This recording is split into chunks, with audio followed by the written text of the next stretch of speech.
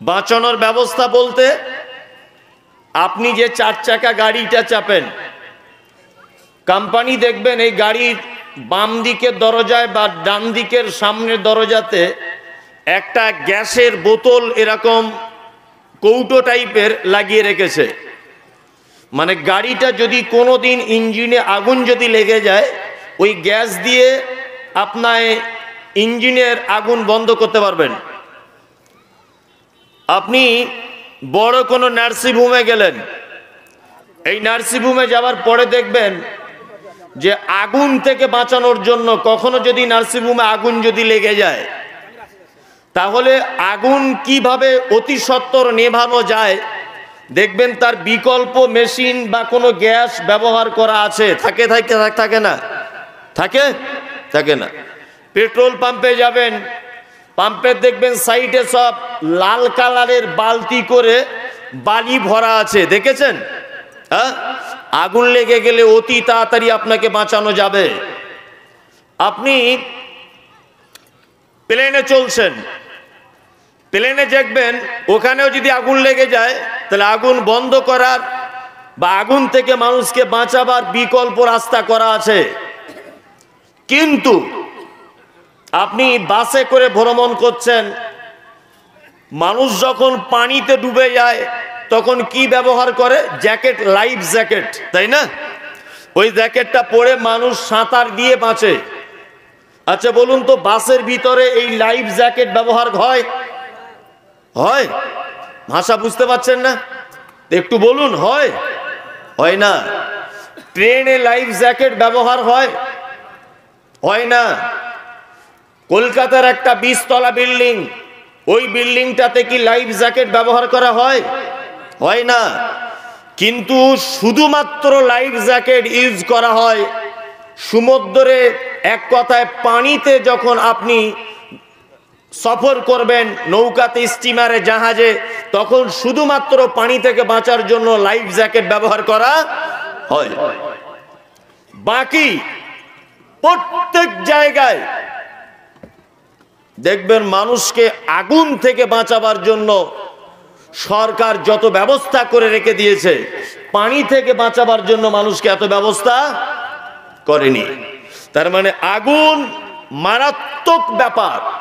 আপনি পানিতে ডুবে গেলেও অন্তত পক্ষে সাঁতার কাটতে জানেন আর না জানেন, কোন রকম করে 1 ঘন্টাও এদিক ওদিক হাত পা মেলে বেঁচে থাকা সম্ভব কি সম্ভব নয়? সম্ভব।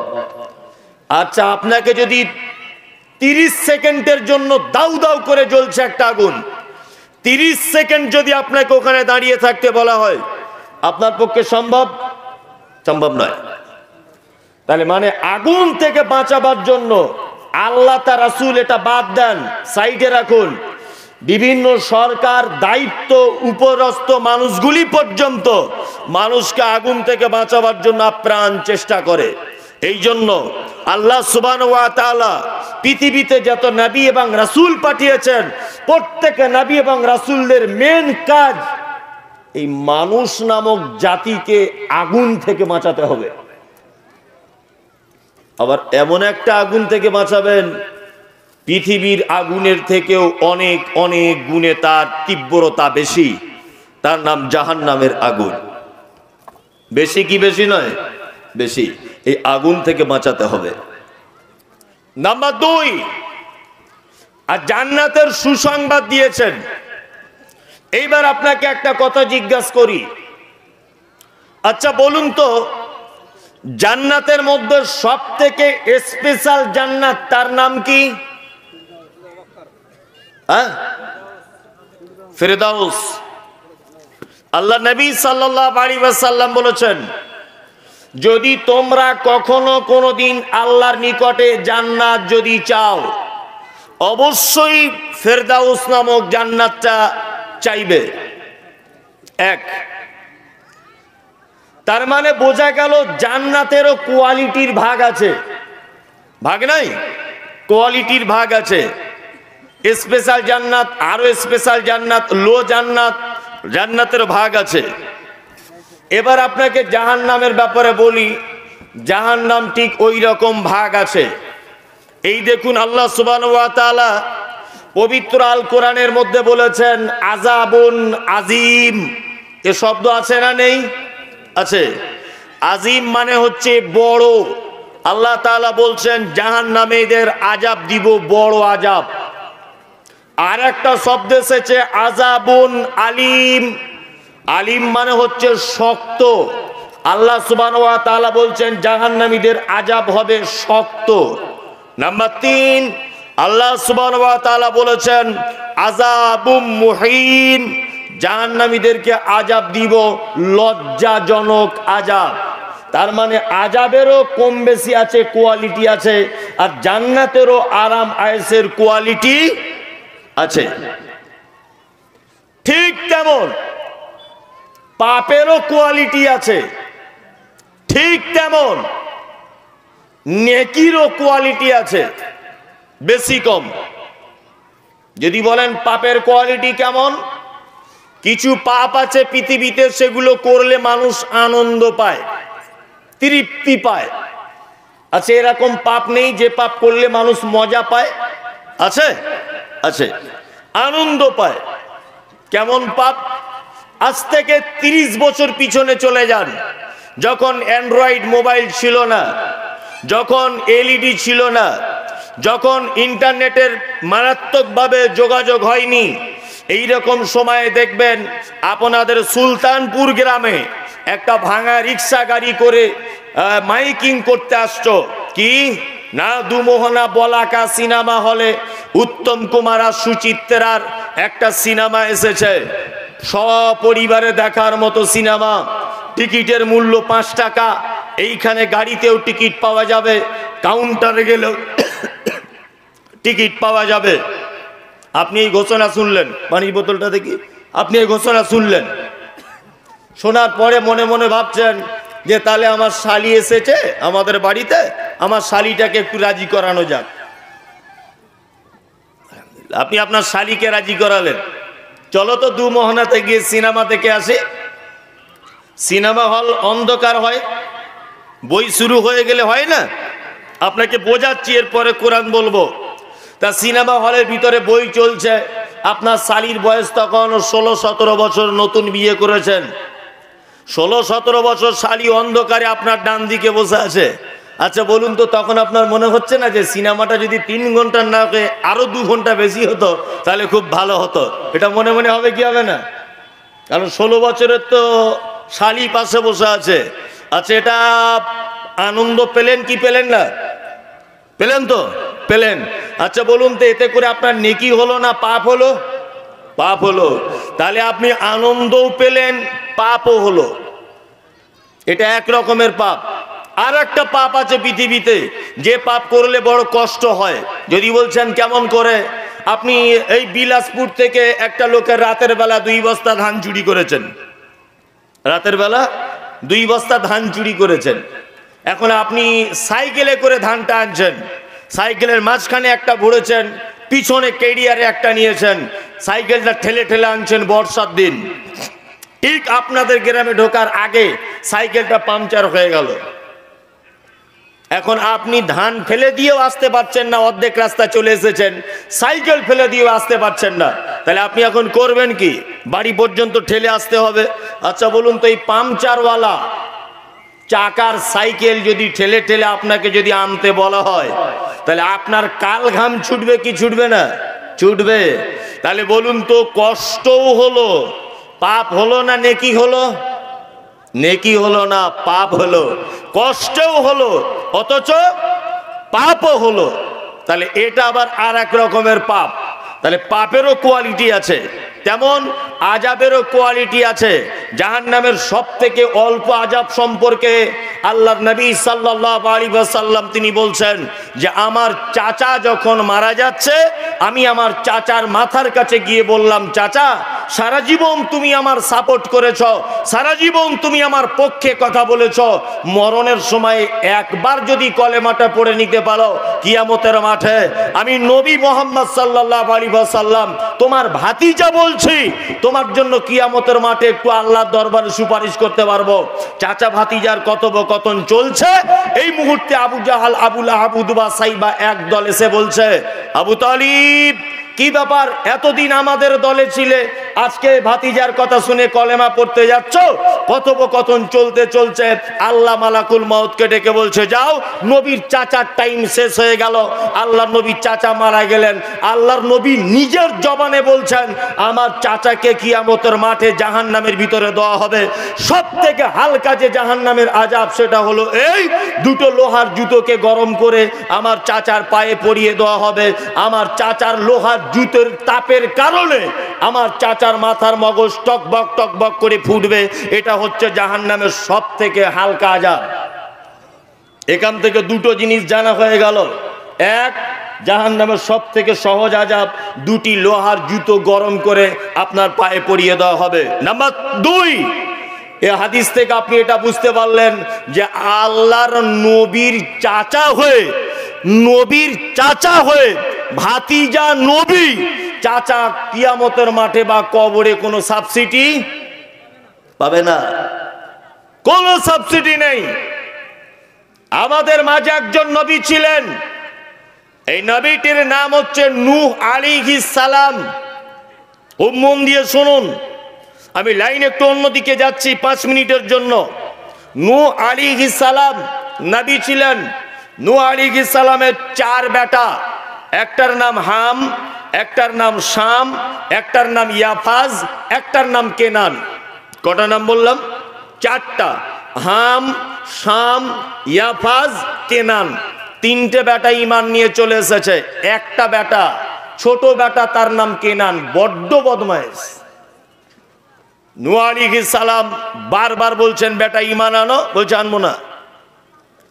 আল্লাহ তাআলাকে হযরতে নূহ বলছেন, আল্লাহ বয়স আমার অনেক হয়েছে। কোরআনে শব্দ এসেছে, দিনের দাওয়াত দিতেন লাইলা ওয়া নাহারা, রাত এবং দিন অবিরত। প্রায় 950 বছর মতো বেঁচে ছিলেন। বিখ্যাত একজন নবী।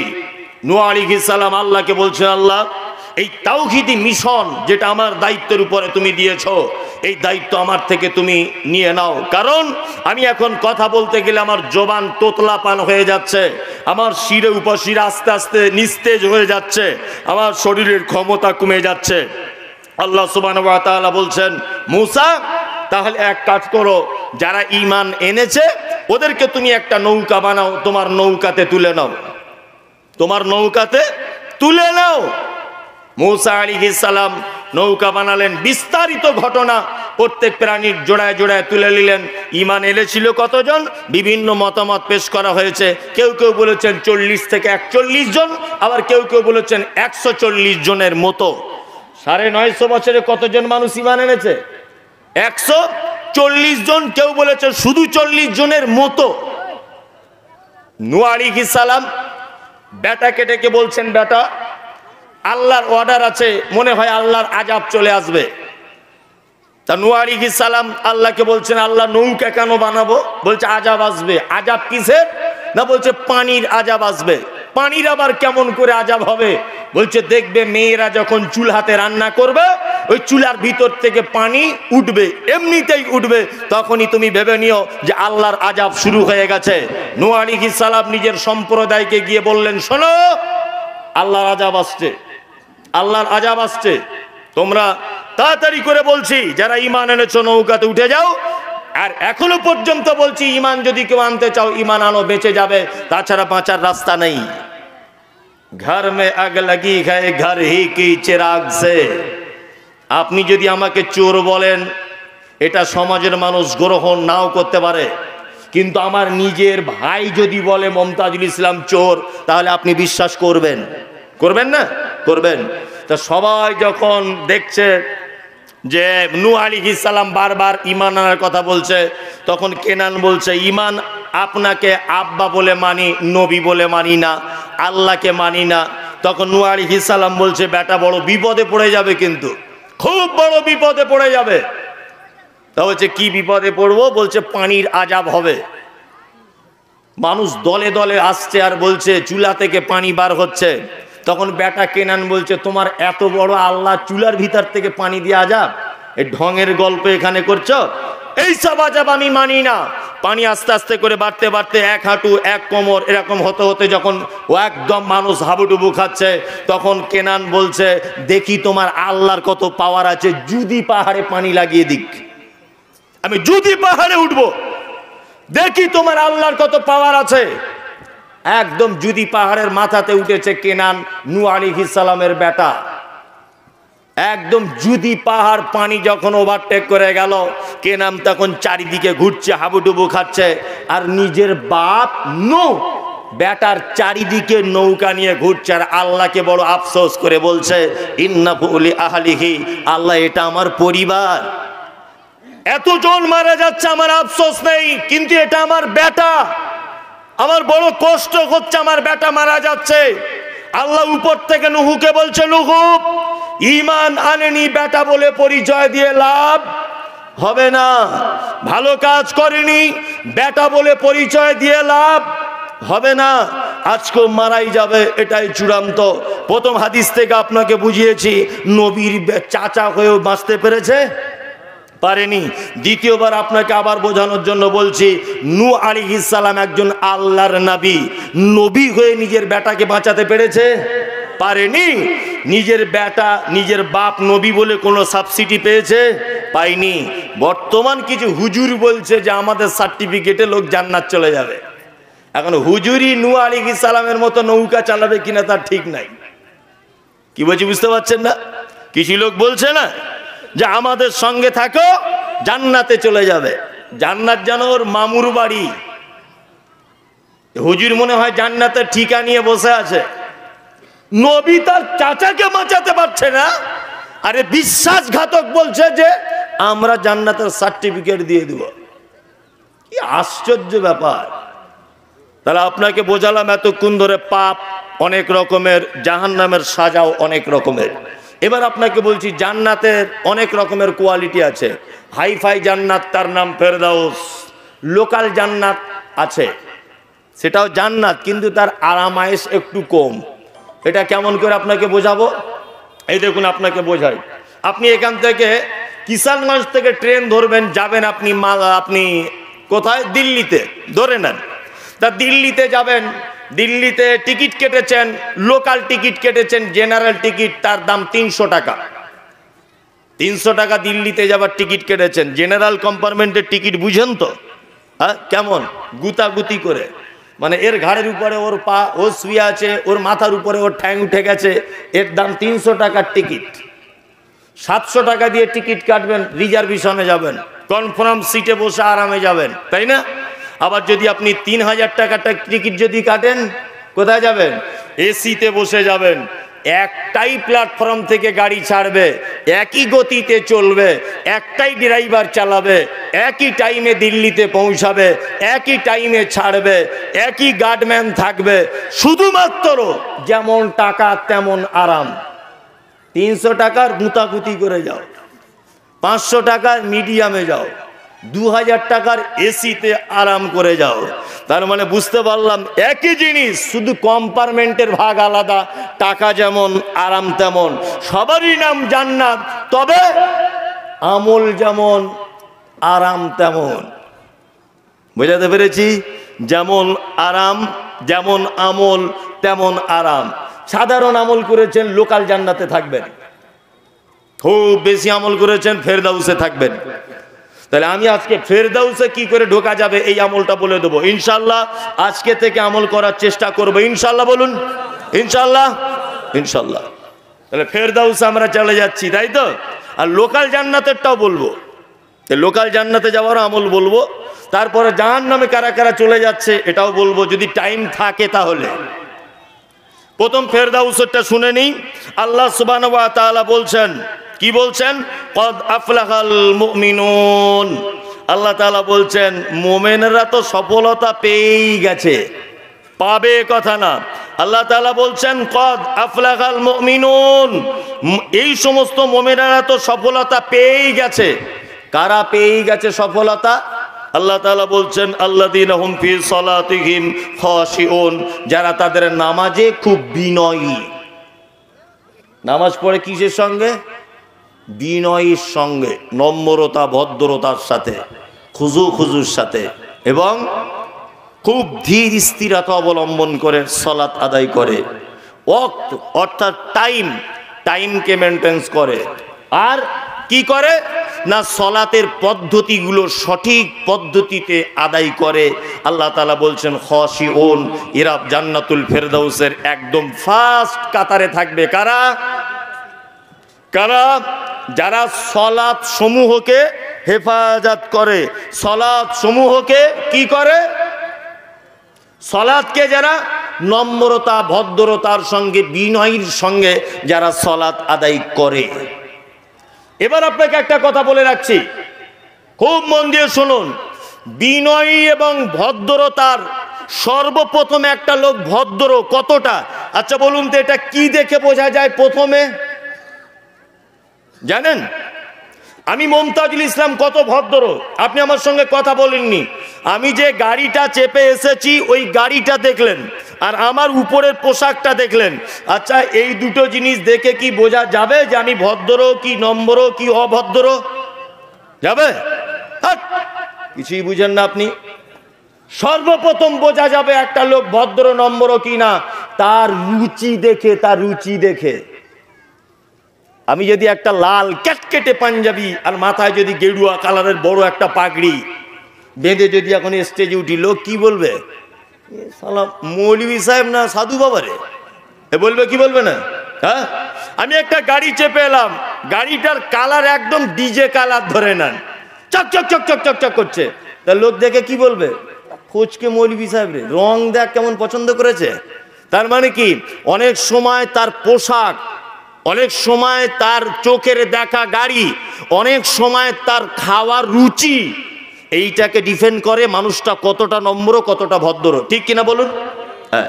এইবার একটা কথা বলছি, আপনি নামাজে যে নম্রতা, আল্লাহ তাআলা বলছেন নামাজে যারা খুব বিনয়ী, এই বিনয়ী মানুষ হিসাবে আপনি কখন হবেন না, অনেকটাও নামাজ পড়ার সময় আপনার পোশাকের উপরে অনেকটা বোঝা যাবে, বুঝলেন না?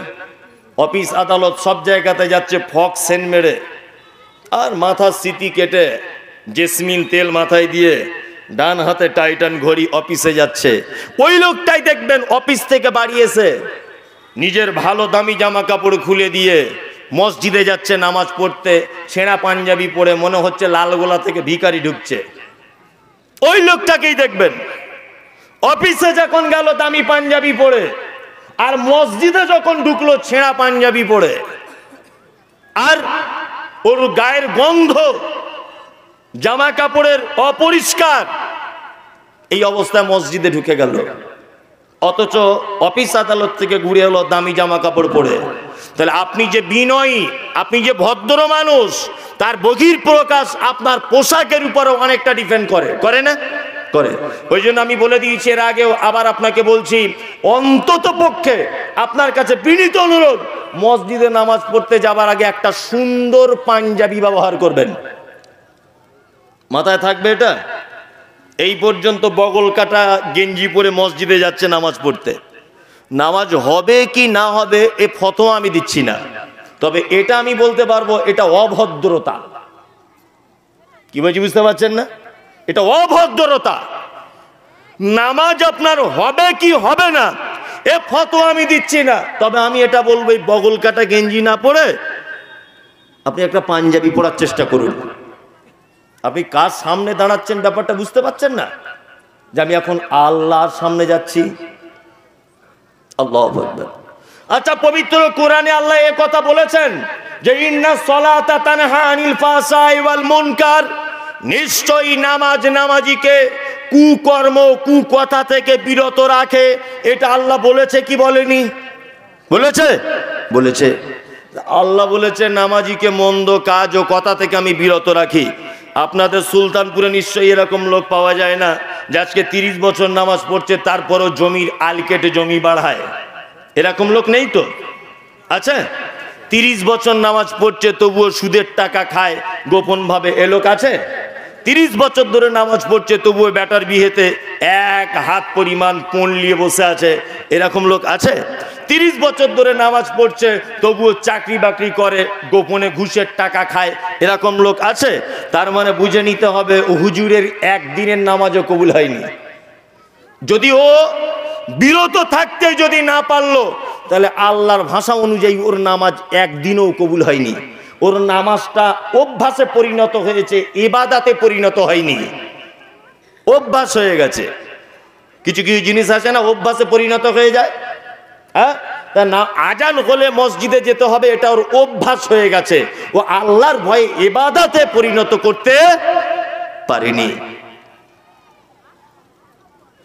তাহলে আপনাকে মসজিদে যখন যাবেন, নামাজ পড়লেন 30 বছর, তারপরেও আপনি পরিবর্তন হতে পারছেন না, তার মানে ভেবে নিতে হবে আপনার নামাজ কবুল হচ্ছে না।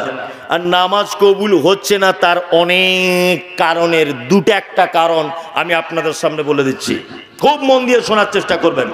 আমি মমতাজুল ইসলাম একজন কোটি কোটি কোটি কোটি কোটি কোটি টাকার মালিক, ধরে নেন অনেক কোটি টাকার মালিক। আমি একজন বড় বক্তা, আমি একজন বড় লেখক, আমি একজন বড় শিক্ষিত মানুষ, ধরে নেন। তো একদিন হঠাৎ করে আপনি আমার বাড়িতে গেলেন, হঠাৎ করে গিয়ে বলছেন আপনার নাম মমতাজুল ইসলাম, আমি আব্দুল্লাহ, আমার বাড়ি সুলতানপুরে, আপনি আমাদের গ্রামে জলসা করতে গিয়েছিলেন, আপনাকে খুব ভালো করে চিনি, আপনাকে জানি। আমি কিষানগঞ্জ থেকে 8টা 20 লোকালে আপনাদের কলকাতাতে নেমেছি, ওখান থেকে 7টা 20 লোকালে আবার ট্রেনে উঠে আপনার কাছে এসেছি। আমার বড় অনুরোধ এটা হচ্ছে এই, আমার বেটির বিয়ে, খুব বিপদে পড়েছি, আপনি যদি আমাকে কিছু দিয়ে সহযোগিতা করেন তাহলে খুব ভালো হয়, তাড়াতাড়ি করে দেবেন, একটু তাড়াতাড়ি করে দেন, আমি এখনই আবার 10টা 20 লোকালে বাড়ি চলে যাব, বাড়ি গিয়ে অনেক কাজ। আচ্ছা, কোনোদিন যদি আপনি এইরকম ভাবে আমার বাড়িতে গিয়ে আমার কাছে যদি ভিক চান, তাহলে আমি ভিক দেবো না পাগলা গারদে আপনাকে ভরবো? কোনটা? পাগলা গারদে ভরবো। এরা কি বলছে রে, একদমই এরকম করে বলছে, আমার বাড়ি অমুক জায়গায়, হ্যান ত্যান, এটা ওটা, আমার বেটির বিয়ে, টাকা দাও। কেউ ভিক্ষা দেবে? কেউ দেবে? ও কি বলবে যার কাছে চাইছে যে তোর বাপ কি আমার কাছে টাকা জমা দিয়ে রেখেছে? হে, এটা বলবে কি বলবে না? বলবে। তার মানে ভিক্ষা চাওয়ার একটা পদ্ধতি লাগে, লাগে না? লাগে। কেমন করে? এই মাওলানা আনিকুল ইসলাম কোটি কোটি টাকার মালিক, আমি একদিন হঠাৎ করে গেলাম, গিয়ে কি বলবো, আসসালামু আলাইকুম, আপনার নাম আনিকুল ইসলাম, খুব নাম শুনেছি আপনার, আপনি একজন বলিষ্ঠ ভাষী বক্তা, আলহামদুলিল্লাহ, আল্লাহ আপনাকে অনেক বড় করেছে। ভাই, আমি মমতাজুল ইসলাম, বাড়ি আমার উত্তর 24 পরগনা, আমার ছেলেটার হার্টের অপারেশন আছে, যদি কিছু টাকা দিয়ে একটু সহযোগিতা করতেন খুব ভালো হতো। আচ্ছা বলুন তো, এই নরম সুরে যদি আমি বলি, তাহলে উনি 1000 টাকা না দিতে পারলেও অন্তত 5 টাকা দিয়েও সহযোগিতা করবে কি করবে না? করবে কি করবে না? তাহলে ভিক্ষা চাওয়ার নিয়ম কি? নরম সুরে, কাকুতি মিনতি কণ্ঠে বলতে হবে, তাই তো? তাহলে আমরা নামাজে যখন যাই, আল্লাহর কাছে ভিক চাইতে যাই কি যাই না? যাই কি যাই না? যাই। নামাজে দাঁড়িয়ে গেল, কিছু কিছু মসজিদে তো দেখতে পাই 20 রেকাত তারাবি, 20 রেকাত না, তুমি 42 রেকাত পড়ো, আরো 20 রেকাত বেশি করেই পড়ো। এই যে কোথায় পায় তো আল্লাহ ছাড়া কেউ জানে না। হ্যাঁ, যে সবে বরাতের দিন নাকি 150 রেকাত নামাজ পড়তে হয়। হ্যাঁ, ও গাঁজাখোর জীবনে 5 ওয়াক্ত নামাজ পড়ে না, জীবনেও পড়ে না। মসজিদের মুয়াজ্জিন আজান দিয়ে দিয়ে ওর কানে ঘা হয়ে গেল, ওর মুখ ব্যথা হয়ে গেল আজান দিয়ে দিয়ে ওকে ডেকে, একদিনও মসজিদে যায় না। ও হারামখোর বদমাশ, বলছে নাকি সবে বরাতের দিন 100 রেকাত নামাজ পড়লে জান্নাত চলে যাওয়া যায়। আল্লাহ অত বোকা হয়ে গেছে? হ্যাঁ, যত রেকাতই পড়বেন পড়ুন, ওতে আমার ফতোয়া দিতে আসেনি। 20 রেকাত তারাবির নামাজ পড়ছে, টাইম লাগছে 25 মিনিট, তো ওর পাছাতে কি ডবল সিলিন্ডারের মেশিন লাগানো আছে নাকি? হ্যাঁ, মোবাইলে মাঝে মাঝে দেখি ওর পাছাতে কি ডবল সিলিন্ডারের মেশিন লাগানো আছে? এত তাড়াতাড়ি হয় কি করে নামাজ? সূরা ফাতিহা পড়ছে, হাতটা বেঁধে আলহামদুলিল্লাহ জালিন হয়ে গেল। পাগল পেয়েছো তুমি মানুষকে? আল্লাহ কি কবুল করার জন্য একেবারে বিশাল, মানে কি বলবো, আপনার কাছে নামাজ বিশাল ভাবে চাইছে যে তাড়াতাড়ি করে নামাজ পড়ে নাও? বদমাইশি জায়গা পাও না, সূরা ফাতিহার কি বলা আছে এটা আপনি জানেন? আপনি সূরা ফাতিহাতে ভিক চান, আলহামদুলিল্লাহি রব্বিল আলামিন, সমস্ত প্রশংসা তোমার, তুমি অসংখ্য জগতের মালিক। আর রহমানির রহিম, তুমি পরম করুণাময়, অতীব দয়ালু। মালিকি ইয়াউমিদ্দিন, তুমি প্রতিফল দিবসের মালিক। ইয়্যাকা না'বুদু, তোমারই ইবাদত করি, ওয়া ইয়্যাকা নাস্তাঈন, তোমারই কাছে সাহায্য চাই। ইহদিনাস সিরাতাল মুস্তাকিম, আল্লাহ তুমি আমাকে সহজ পথের পথিক করো। সিরাতাল্লাযীনা আনআমতা আলাইহিম, তুমি ওই পথে চালাও যে পথে তুমি মানুষদেরকে পুরস্কারিত করেছো। গায়রিল মাগযুবি আলাইহিম, ওদের পথ থেকে আমাকে দূরে সরিয়ে দাও, ওদের পথের পথিক করো না। ওয়ালা যাল্লিন, তুমি যাদেরকে গোমরাহির পথে পরিচালিত করেছো, আমিন। তাহলে ইহদিনাস সিরাতাল মুস্তাকিম, আল্লাহ তুমি আমাকে সহজ পথে চালাও, এটা আমরা নামাজে বলি কি বলি না? বলি। তাহলে আমরা ভিক চাই কি চাই না? তাহলে ভিক যখন চাই তাহলে একটু নরম ভাষাতে কাকুতি মিনতি করে অভিনয় করে চাওয়া লাগবে কি লাগবে না? তা যারা বলছে আলহামদুলিল্লাহ রাব্বিল আলামিন জালিন আমিন, আচ্ছা এদের ভিক জীবনে পাবে? এরা জীবনে সঠিক পথ পাবে? পাবে না, জীবনেও সঠিক পথ পাবে না। তাহলে নামাজে খাশিউন, বিনয়ী হতে হবে আপনাকে। নামাজে বিনয়ী হতে মন চাইছে না, তাই তো? দুটি কথা মাথায় রেখে আজকে থেকে নামাজ পড়ুন। এক, নামাজে যখন দাঁড়াবেন তখন এটা ভেবে নিবেন আল্লাহর নবী বলেছেন, নয় তুমি আল্লাহকে দেখছো, নয় আল্লাহ তোমাকে দেখছে। এতেও যদি তোমার নামাজে বিনয়ী ভাব না আসে, আর একটা কথা আল্লাহ কোরআনে বলেছেন, অসজুদ ওয়াক্তারিব, বান্দা যখন সেজদায় লুটিয়ে পড়ে আমি তার এত কাছে চলে আসি, আমি তার এত কাছে চলে আসি। তাফসীর কারকগণ তাফসীরে ব্যাখ্যা করতে গিয়ে বলেছেন, কানের এইটা থেকে কাঁধ পর্যন্ত যতটা ডিফারেন্স, কানের লতি থেকে কাঁধ পর্যন্ত যতটা ডিফারেন্স, এর থেকেও নিকটে হয়ে যায় আল্লাহ যখন ওই বান্দার, যখন বান্দার সেজদাতে লুটিয়ে পড়ে। আপনাকে এতেও যদি নামাজে বিনয় যদি ভাব না আসে, তাহলে আপনারা নামাজ পড়ে কোনো লাভ নেই। কি বলছি বুঝতে পারছেন না? নামাজ পড়ে আর কোনো লাভ আছে? লাভ নেই। নাম্বার দুই, আল্লাহ তাআলা বলছেন, ওয়াল্লাযীনা হুম আনিল লাগবি মুরিদুন, ফেরদাউস নামক জান্নাতে যাবে কারা? না ওরা জান্নাতে যাবে লাগবি মুরিজুন, যারা অসার ক্রিয়াকলাপ থেকে বিরত থাকে। মানে ফাউ গল্প, হাসি মজাক, গীবত, পরনিন্দা, দু নম্বরই কথা, এই সমস্ত কথাবার্তা থেকে যারা দূরে থাকে, আল্লাহ তাআলা বলছে এরা ফেরদাউস নামক জায়গাতে যাবে। আমরা এবারে বলুন যাওয়ার চান্স আছে না নাই? আছে? যাওয়া, এরপরেও বলছেন যাওয়ার চান্স আছে? এরপরেও আপনি বলছেন যাব? তা আশ্চর্য ব্যাপার। আশা করুন যে আপনি যাবেন, এটা আশা করুন। আল্লাহ যদি দয়া হয় তাহলে আপনার আমার কৃতকর্মের ফলে ফেরদাউস পাওয়া খুব বড় মুশকিল। মুশকিল নয়?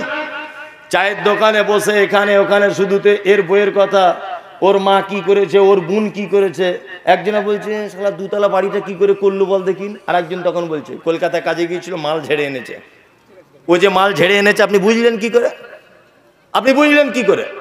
একটা লোক চাকরি পেয়েছে, তা আর একটা লোক পাশ থেকে বলছে ওর বেটা কে এমনি চাকরি পেয়েছে, 15 লাখ টাকা ঘুষ খেয়েছে, তবে চাকরি হয়েছে। ওর বেটা 15 লাখ টাকা ঘুষ খেয়েছে, আপনি কি দেখতে গিয়েছিলেন? দেখতে গিয়েছিলেন আপনি? এই গীবত, পরনিন্দা, সমালোচনা আজকে ক্লাব থেকে, চায়ের দোকান থেকে শুরু করে আল্লাহর ঘর, মসজিদ পর্যন্ত পৌঁছে গেছে। ঠিক বলছি না ভুল বলছি? নামাজ পড়ে দেখবেন 4-5টা বয়স্ক লোক বসে গেল, গিয়ে দেখবেন এর কথা ওর কথা, ও কি করছে এ কি করছে, এই কথাবার্তায় ব্যস্ত। ব্যস্ত নয়? ব্যস্ত। ইমাম সাহেব ভাইরা আছেন এখানে, কে ইমামতি করেন? আপনাকে একটা কথা মাঝখান থেকে বলে রেখে যাচ্ছে, শুনে নেবেন। আপনার ইমামতির চাকরি যদি, লংজিভিটি যদি বাড়াতে চান, তাহলে কাউকে আপন হিসাবে ওই গ্রামের অন্ততপক্ষে বন্ধু করবেন না। সব থেকে বড় যদি ক্ষতি করে আপনার কোনো দিন, তাহলে ওই মামুই আপনাকে করবে, যাকে বসিয়ে বসিয়ে আপনার সঙ্গে ভাত খাওয়ান, আর যার মোটরসাইকেলের পিছনে বসে আপনি ঘোরেন, যাকে সব সময় আপনার ঘরে প্রাধান্য দেন, দেখবেন চাকরির 12টা ওই সপ্তাহের আগে বাজাবে, কারণ ও আপনার সব গোপন তথ্য জানে। আপনি বাড়ি চলে গেলেন, 2 দিন 3 দিন 4 দিন কামাই করেছেন, ওই তখন বলে বলে বেড়াবে ইমাম সাহেব ঠিক ভালো লোক নয় রে, এত কামাই করছে, এত এই করছে তাই করছে। ও বলবে, সমালোচনা করবে আপনার পিছনে, করবে কি করবে না? হ্যাঁ জি। ওয়ামিনান নাস মাইয়াকুলু আমান্না বিল্লাহি ওয়া বিল ইয়াউমিল আখির ওয়া মা হুম বিমুমিনিন। আল্লাহ সুবহানাহু ওয়া তাআলা বলছে ওয়ামিনান নাস মাইয়াকুলু আমান্না বিল্লাহ। হে নবী, কিছু মানুষ আপনার কাছে এসে বলে যে আমরা আল্লাহ এবং তার রাসূলের উপর ঈমান এনেছি। আল্লাহ তারপরে বলছেন ওয়া মা হুম বিমুমিনিন, নবী কখনোই তারা মুমিন নয়, কখনোই তারা ঈমান আনেনি। এরা হচ্ছে পাক্কা মুনাফিক। এরা মুখে একরকম বলে, কাজে আরেক রকমের করে। সমাজে কিছু মানুষ এরকম নাই যে মুখে একরকম বলে, কাজে আর এক রকমের করে? আছে না নাই? আছে। আল্লাহ তাআলা বলছে আনিল লাগবি মুরিজুন, যারা এই সমস্ত অসৎ কথাবার্তা থেকে বিরত থাকবে, অচিরেই তারা মারা যাওয়ার পরে ফেরদাউস নামক জান্নাতে চলে যাবে। নাম্বার 3, আল্লাহ তাআলা বলছেন আল্লাযীনা হুম লিযাকাতি ফাইলুন, যারা নিজের জাকাতের ব্যাপারে খুব সক্রিয়, খুব ভালো ভূমিকা পালন করে। বর্তমান বাজারে যত ধনী মানুষ রয়েছেন, জি, এনারা বেশিরভাগ জাকাত যত মাদ্রাসাতে দেন, মক্তবে দেন, ফকির মিসকিনদেরকে দেন, তার থেকে নিজের জাকাত নিজে বেশি খানেওয়ালা লোক বেশি। নিজের জাকাত নিজে বেশি খায়। আপনাদের সুলতানপুরে ভিখারি আছে? ভিখারি একটা কোনো লোক ভিক্ষা করেন এরকম লোক আছে? আচ্ছা, আপনাদের গ্রামে নেই, 2-4টে গ্রামের মধ্যে কোনো ভিখারি আছে? আছে না? মুসলিম গ্রামে আছে। কারোর মা হোক, কারোর বাপ হোক, কারোর ভাই হোক, দেখবেন ভিক করতে আসে। আসে না? ভিক করতে আসে। আল্লাহু আকবার। আপনি অবাক হয়ে যাবেন একটা কথা বললে। আমরা যদি মুসলিমরা জাকাত একটা ফান্ড করে ওই সমস্ত দুস্থ গরিব মানুষদের যদি প্রয়োজনটা মিটিয়ে দিতে পারতাম, তাহলে সে আর ভিক্ষা করতো না। আমাদের জাকাত ফেতরা বিলি করার একটা সিস্টেম আমরা আজও পর্যন্ত পরিবর্তন করতে পারলাম না। কি সিস্টেম? একটা লোকের জাকাত হয়েছে 20,000 টাকা, 15,000 টাকা শাড়ি কিনে এনেছে, 15,000 টাকার লুঙ্গি কিনে এনেছে, ইনে পাড়ায় গরিব মানুষদেরকে বিলি করছে। আচ্ছা বলুন তো, লুঙ্গি আর শাড়ি দিয়ে ওর গরিবী অবস্থাটা দূর হবে? হবে? হবে না। তাহলে আপনার 20,000 টাকা জাকাত হয়েছে, আপনি এক কাজ করুন না, ও যদি জাকাতের হকদার যদি হয়, তাকে আপনি একটা ভ্যান কিনে দেন আর একটা ফুচকার ব্যবসা করার কাঁচের ঘর তৈরি করে দেন, যে তুমি গাড়িতে করে প্রতিদিন ফুচকা বিক্রি করবে, দ্বিতীয় কোনোদিন যেন তোমাকে আর ভিক করতে না দেখি। এই পদ্ধতি যদি করা যায়, তাহলে মুসলিমদের ভিতরে অর্থের যে সংকট রয়েছে কিছু মানুষদের মাঝে, এই সংকট দূর হবার চান্স আছে না নেই? আছে। আর আপনি জাকাত দিচ্ছেন কেমন করে? না জাকাত দিচ্ছেন কোথা থেকে এসেছেন? না আমি 2 মোহনা থেকে। না 10 টাকা দাও। আপনি 10 টাকা করে দিলেন, ও সারাদিন 20টা লোকের বাড়ি ঘুরলো, 200 টাকা হলো। ওরও জীবনে অভাব মিটবে না, আপনিও জাকাত পূর্ণভাবে দিতে পারবেন না, অবশেষে জাকাতের মাল বেশি থাকবে, নিজের জাকাতে নিজে রান্না করে খাবেন। কি বলছি বুঝতে পারছেন না? আল্লাহ তাআলা বলছেন জাকাতের ব্যাপারে খুব সক্রিয় হতে হবে। নাম্বার 4, আল্লাহ তাআলা বলছেন আল্লাযীনা হুম লিফুরুজিহিম হাফিজুন, যারা তার লজ্জাস্থানের হেফাজত করে, পর্দা পুরুষিদা যারা করে। আপনাদের এখানে অবশ্য আছে, অসুবিধা নেই, তাই তো? সারা জীবন আমরা 2-3টে বক্তব্য খুব মনোযোগ সহকারে করি আলেম ওলামারা, এবং খুব ভালো করে বলি। সেটা হচ্ছে কি না, মহিলারা পর্দা করবে, তাই না? মহিলারা পর্দা করবে। আর আমার বাড়ির মা বোনেদেরকে 2টো কথা বলে ঘরে ঢুকিয়ে রেখে দিয়েছি। 1, স্বামীর পায়ের তলায় জান্নাত, বেশি ফটর ফটর করবি না, তাহলে জান্নাত পাবি না। ও যদিও বা কিছু চেড়ে বলতে চায়, তা ওকে বলতে দেওয়া হয় না, এই বেশি চিল্লামিল্লি করিস না, জান্নাত যেতে পাবি না, এটা বলে। আর একটা কথা বলে, কোথাও যাবার বেশি চেষ্টা করবি না, তুই ঘরে থাকার জিনিস, তোকে পর্দা করার জিনিস, তুই ঘরের ভিতরে থাক। আমি মমতাজুল ইসলাম বলছি, হুজুর শুধু মেয়েরা পর্দা করবে না, ছেলেদেরও পর্দা আছে। যদি বলছেন ছেলেদেরও পর্দা, হ্যাঁ ছেলেদেরও পর্দা আছে। পরশুদিন আন্ডার প্যান্ট পরে ঘুরতো, কালকে গেছে চেন্নাই রাজমিস্ত্রি কাজ করতে, বড় ঠিকাদার হয়েছে, 20 লাখ টাকার মালিক হয়েছে। 3 মাস পরে বাড়ি এসেছে, সোনার একটা মোটা চেন পরে গলাতে, আর লুঙ্গিটা চেড়া লুঙ্গি, বুঝলেন না, চেড়া লুঙ্গি ভালো করে পড়েছে, আর বুকে ছাতি বার করে খালি গায়ে সকালবেলা ব্রাশ করছে, এরকম করে ঘুরছে রাস্তা দিয়ে। পরশুদিন আন্ডার প্যান্ট পরে ঘুরতো, ওকে কেউ চিনত না। আজকে কিছু টাকার মালিক হয়েছে ওই জন্যই। একটা পুরুষ যেমন একটা মহিলাকে দেখলে তার মনে যেমন কাম ভাব জাগে, ঠিক তেমন একটা মহিলাও একটা সুস্বাস্থ্য দেহ সম্পূর্ণ পুরুষ মানুষকে দেখলে তারও মনে কাম ভাব জাগে। জাগে কি জাগে না? আল্লাহ নবী বলেছেন, কোন মহিলা যেন আর একজন মহিলার গায়ে যেন হাত যেন না লাগায়। আর পর্দার বিধানটা বিশ্বনবী কত দূর থেকে তিনি যেন সাপোর্ট দিয়ে দিয়ে দিয়ে দিয়ে দিয়ে দিয়ে তিনি যেন আসছেন। আল্লাহর নবী বলেছেন, একজন বালেগ হয়ে যাবা মহিলা, একজন বালিগা হয়ে যাবা মহিলা, যা ঋতু হয়েছে, এই রকম কোন মহিলা তার মায়ের সঙ্গে একটা খাটের উপরে একটা চাদর গায়ে নিয়ে শুতে পাবে না। ইসলাম এটা নিষেধ করে দিয়েছে।